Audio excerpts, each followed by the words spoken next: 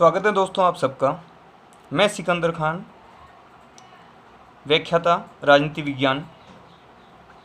दोस्तों आजकल online study का थोड़ा प्रचलन चल रहा है,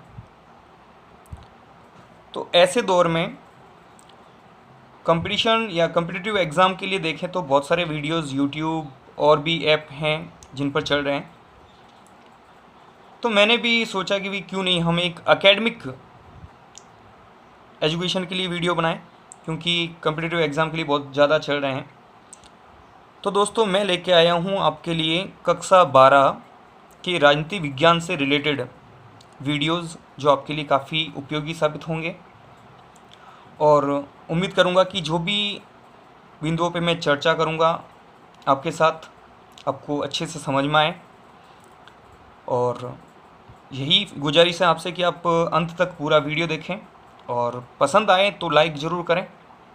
तो बिना कोई देरी किए मैं शुरू करना चाहूँगा। लेकिन एक और बात है कि दोस्तों ज़रूरी नहीं कि अगर आप कक्षा 12 के विद्यार्थी तो ही देखें। अगर आप राजनीति विज्ञान में रुचि लेते हैं, अगर आप राजनीति विज्ञान से कोई प्रतियोगी परीक्षाओं की तैयारी भी कर रहे हैं, तो भी ये वीडियो आपके लिए उपयोगी साबित होगा। तो चलो दोस्तों अब हम शुरू करते हैं। प्रमुख अवधारणाएं।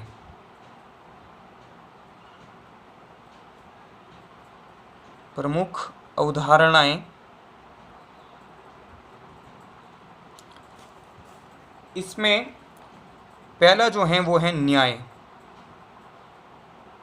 न्याय पर चर्चा हम करेंगे इसमें। तो न्याय की अवधारणा पर आज से ही विचार नहीं हो रहा दोस्तों, प्राचीन समय से हो रहा है, भारत में भी और पाश्चात्य चिंतन में भी। न्याय हमेशा केंद्र बिंदु रहा है। जो जो विचारक ने जिन्होंने अपने विचार दिए हैं, न्याय पर भी उन्होंने अपने विचार व्यक्त किए हैं। तो चाहे भारतीय चिंतन हो चाहे पाश्चात्य चिंतन हो, उन सब में उन्होंने न्याय का जो एक कॉमन बात निकल के सामने आती है वो हैं दो बड़ी बातें हैं कि अपने कर्तव्यों को पूरा करना, अपने कर्तव्यों को पूरा करना और दूसरों के कार्यों में हस्तक्षेप ना करना। दूसरों के कार्यों में हस्तक्षेप ना करना। दोस्तों ये एक निष्कर्ष कह सकते हैं प्राचीन अवधारणा के आधार पर कि न्याय का क्या अर्थ लगाया जाता था प्राचीन काल में, चाहे वो भारतीय संदर्भ में हो चाहे पाश्चात्य संदर्भ में हो। तो जब हम बात करते हैं पाश्चात्य संदर्भ में और इस सिलेबस के अकॉर्डिंग भी अगर हम बात करें, तो जो सबसे पहले दे रखा है वो दे रखा है प्लेटो के अनुसार। तो हम बात करेंगे यहाँ पर प्लेटो के अनुसार। सुकरात के शिष्य प्लेटो ने न्याय के बारे में अपने विचार दिए थे।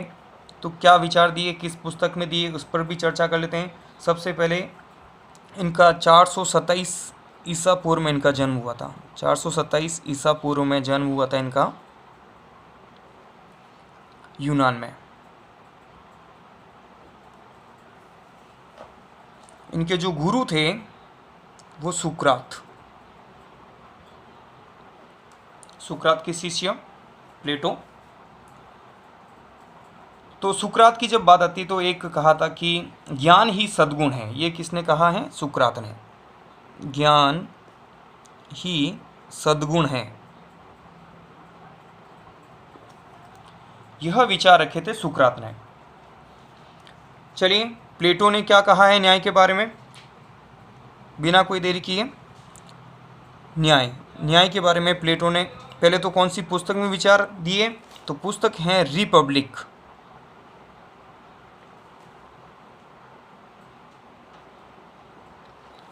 ये लिखी थी उन्होंने 386 ईसा पूर्व में।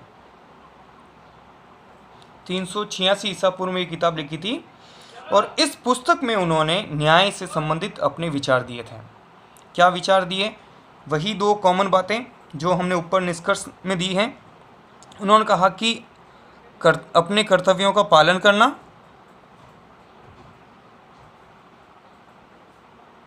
अपने कर्तव्यों का पालन करना और दूसरों के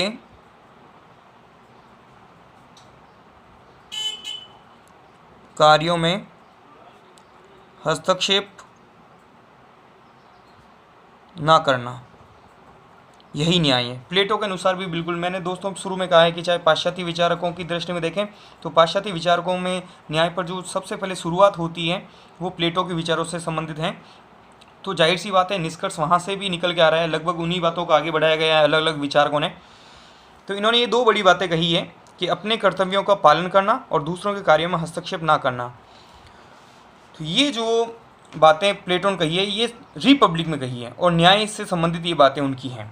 उन्होंने बहुत सारी किताबें लिखी है दोस्तों वैसे, लेकिन उनका जो अंतिम ग्रंथ है वो भी मैं आपको बता दूं, द लॉज उनका अंतिम ग्रंथ था। ये लिखा था 347 ईसा पूर्व में, प्लेटो की अंतिम रचना द लॉज। कई प्रतियोगी परीक्षाओं में भी ये पूछा जाता है, तो एक काफ़ी अच्छा बिंदु है। तो प्लेटो ने न्याय का अर्थ ये बताया, फिर न्याय का वर्गीकरण भी किया, न्याय के प्रकार उन्होंने बताए। क्या प्रकार बताए? देखिए, न्याय के दो प्रकार उन्होंने बताए। एक बताया है व्यक्तिगत न्याय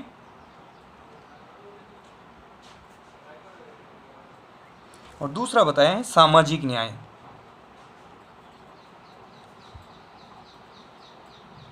सामाजिक न्याय, इसको सामाजिक न्याय को हम एक और नाम दे सकते हैं, राज्य से संबंधित न्याय। राज्य से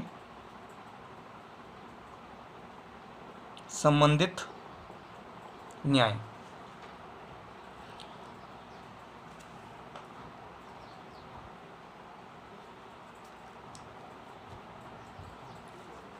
तो ये उनका जो वर्गीकरण है प्लेटो का, न्याय के दो प्रकार बताएं, व्यक्तिगत न्याय और सामाजिक न्याय। किस आधार पर किया उन्होंने ये वर्गीकरण, किन बातों को ध्यान में रखा, तो उनकी और भी हम चर्चा कर लेते हैं। सबसे पहले उन्होंने कहा कि मानवीय आत्मा के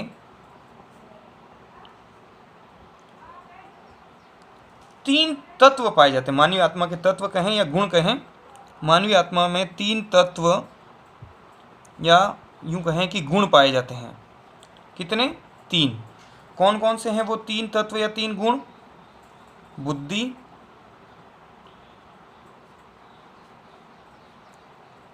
शौर्य,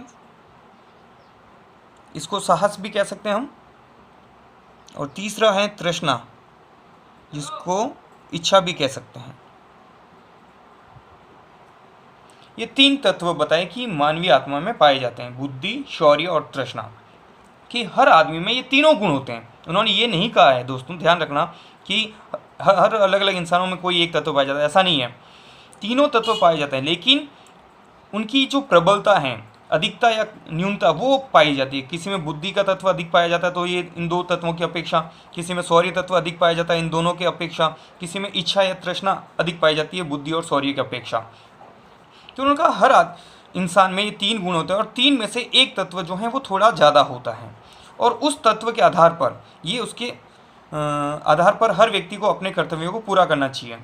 तो ये जब व्यक्ति अपने इस तत्व के आधार पर, जैसे किसी में बुद्धि ज़्यादा है और तो वो बुद्धि के अनुसार अपने कर्तव्यों को पूरा करेगा, तो वह व्यक्तिगत न्याय स्थापित कर रहा है, ठीक है ना।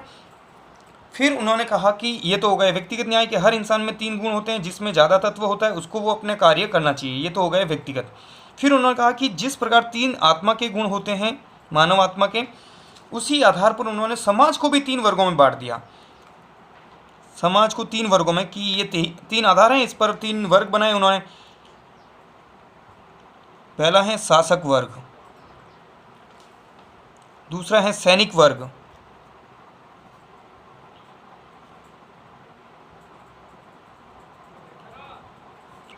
और तीसरा है उत्पादक वर्ग।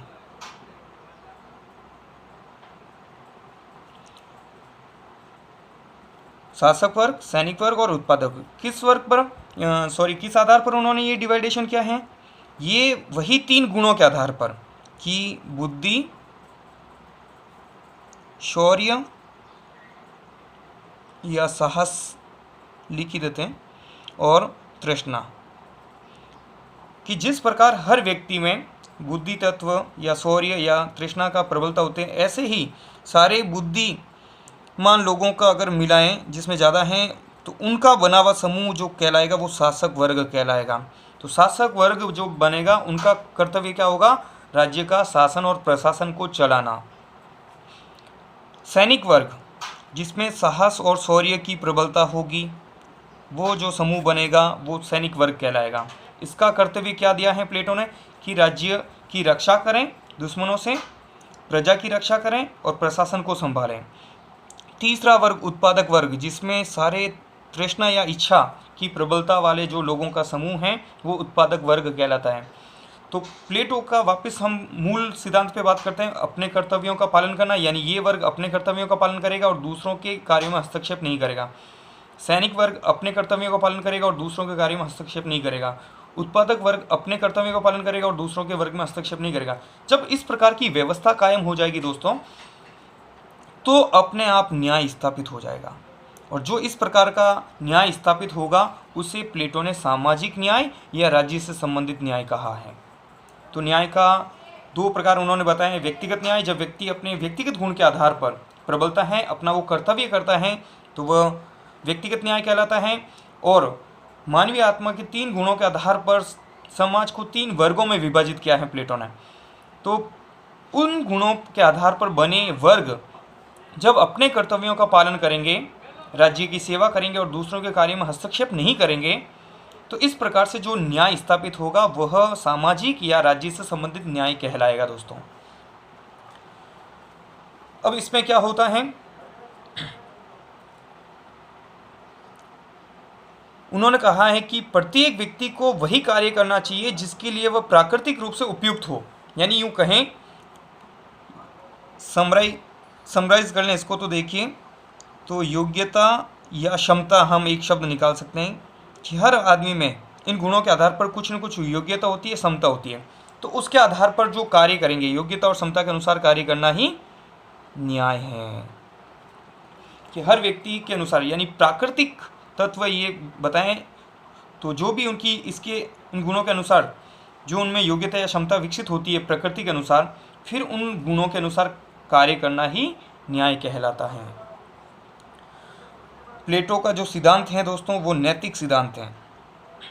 नैतिक सिद्धांत का तात्पर्य होता है कि उन्होंने कानूनी बाध्यता नहीं दी है, उन्होंने कहा कि करना चाहिए, इस प्रकार से कार्य होना चाहिए। तो इस प्रकार से उन्होंने नैतिक सिद्धांत दिया है। और अंतिम एक बिंदु उन्होंने विशेषीकरण पर भी बल दिया है। विशेषीकरण को समझने के लिए दोस्तों हम चर्चा कर लेते हैं। प्राचीन भारत में वर्ण व्यवस्था थी, यानी पूरे समाज को 4 वर्णों में बांटा गया था। 4 वर्ण कौन से? ब्राह्मण, क्षत्रिय, वैश्य और शूद्र। और हर वर्ण का एक कार्य फिक्स कर दिया कि आपको यही कार्य करना और दूसरों के कार्यों में हस्तक्षेप ना करना है। तो इससे क्या होता है कि समाज में जो कार्य करने वाले लोग हैं वो अपना कार्य लगातार पीढ़ी दर पीढ़ी करते रहते हैं, तो उसमें विशेषीकृत हो जाते हैं वो लोग, यानी विशेष रूप से उस कार्य को करने के लिए सीख जाते हैं और उनसे बेहतर कोई और नहीं कर पाते हैं। ये कहलाता है विशेषीकरण। तो ये विशेषीकरण भी आ जाता है प्लेटो के इस न्याय के सिद्धांत के अनुसार। लेकिन एक बेसिक अंतर है दोनों में। भारत में जो व्यवस्था थी, सामाजिक व्यवस्था, वो जन्म पर आधारित थी। प्लेटो ने जन्म के आधार पर नहीं बल्कि गुण या कर्म के आधार पर माना है ये वर्ग, यानी ये वर्गों का विभाजन गुणों के आधार पर किया उसने, न कि जन्म के आधार पर। तो दोस्तों उम्मीद करता हूँ आपको समझ में आया होगा और न्याय से संबंधित और भी इस पार्ट के जो अन्य अवधारणाएं हैं वो हम आपको अगले वीडियो में देंगे। मैंने पूरी कोशिश की है कि बहुत ही अच्छे तरीके से आपके सामने ये अवधारणाएं रखें ताकि आपको समझ में आए और परीक्षा के लिहाज से हो या दैनिक जीवन के चिंतन से संबंधित या प्रतियोगी परीक्षाएं, हर लिहाज से आपको काफ़ी यूज़फुल रहेगा। तो उम्मीद करता हूँ आपको ये ऑडियो पसंद आया होगा। अगर पसंद आया दोस्तों तो ज़रूर लाइक कीजिए और अपने दोस्तों के साथ शेयर भी कीजिए, और आपको बहुत जल्दी और भी वीडियोस में उपलब्ध करवा दूंगा। धन्यवाद ध्यान से देखने और सुनने के लिए। जय हिंद, जय भारत।